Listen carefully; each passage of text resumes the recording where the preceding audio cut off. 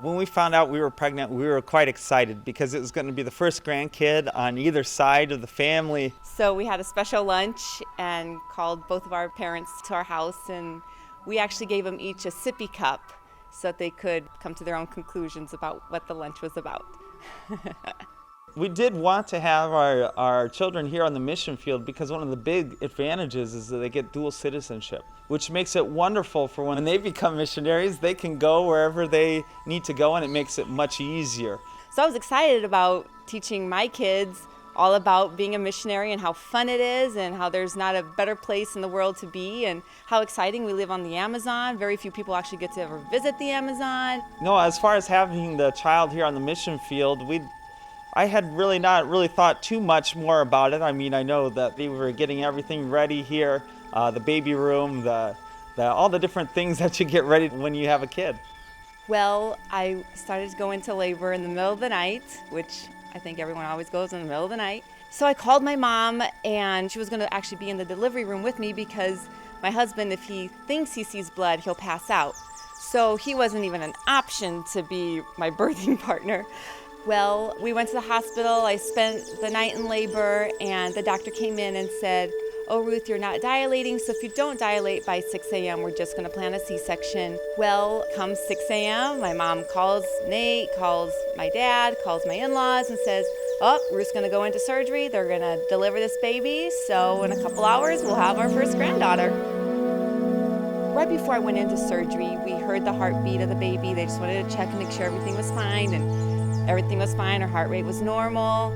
So they wheeled me in. My mom was like, "Oh, okay, they're cutting the last layer. Here comes the baby." And when the baby finally came out, we just didn't hear her cry. And I knew that there was something wrong. And my mom just kept praying and saying, "The baby's not breathing." So I wanted to die at that moment because it was something I'd waited for so long. I remember I was sitting out in the waiting room with my mother, and a nurse came out, and she was crying. She's like, "You really have to pray because the baby's not breathing." And it just kind of, I didn't even know what to think. It was just kind of like a daze, that whole thing. And to find out that actually she never did breathe. All my dreams at that moment were just shattered because, I gave my life to Jesus. I was working, I was serving God, and it just didn't make sense. It didn't make any sense. That whole thing, that whole time was just kind of a whirlwind because something that comes out of left field, everything was fine. We just still don't know why she never breathed, but we had a funeral that very day because that's the way they do it in Brazil, and we had named her Anna Rebecca after our mothers.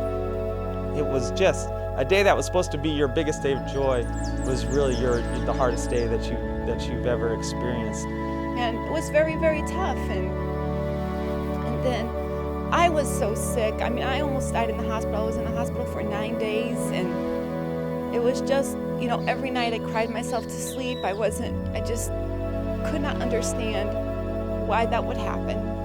When came time for our cell group, which we have, I had already lined it up for one of my disciples to take over the cell group. And God spoke with me, "Go to the cell group, share your story." So I had lost the baby on Thursday, so Saturday he came to the cell group and he just shared his heart. I remember talking about the love of the Father, which the love of the Father says live. And there was visitors there that night. And through our pain, really, God used it to win them for the Lord. And really, some of the first people we won for the Lord in Brazil was right after we lost our daughter. During the next couple months, and it was very, very tough. Every time I saw a baby, it just made me cry. I didn't want to hold babies. I didn't want to look at babies. But I just, had to cling to God and just know that He was my strength and He was going to get me through each day. And, I had to rejoice in the Lord always. The sense we really had is that we were walking through a pretty place, but nothing spectacular. And we came to the edge of a really big desert. And it was a desert we had to cross. And it was like we knew there was this beautiful mountain range, this beautiful place on the other side. but we could not see it. It was all we could see and feel was that heat of the desert, that dry time, that hard time. Obviously, I wasn't going to find strength in myself because I just had no more strength left. And during those days, we just really dove into the Word of God and looked at God's promises. And the Word came alive in our lives like it never has before. And something tremendous happened in us. We went to a level of faith that we had never experienced before, and a level of joy that we had never experienced before.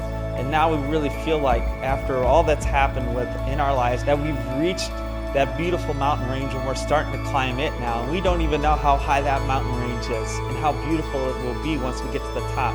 But we know it's even greater than anything that we've passed through so far. So the day that Anna Rebecca died, in my mom's yard, she had a flower that bloomed for the first time, and it came up with 2 blossoms. So in a way, the ongoing joke was, oh, Ruth, this flower gave 2 blossoms, your next kids are going to be twins. So, we just kind of all laughed about it. Well, wouldn't you know,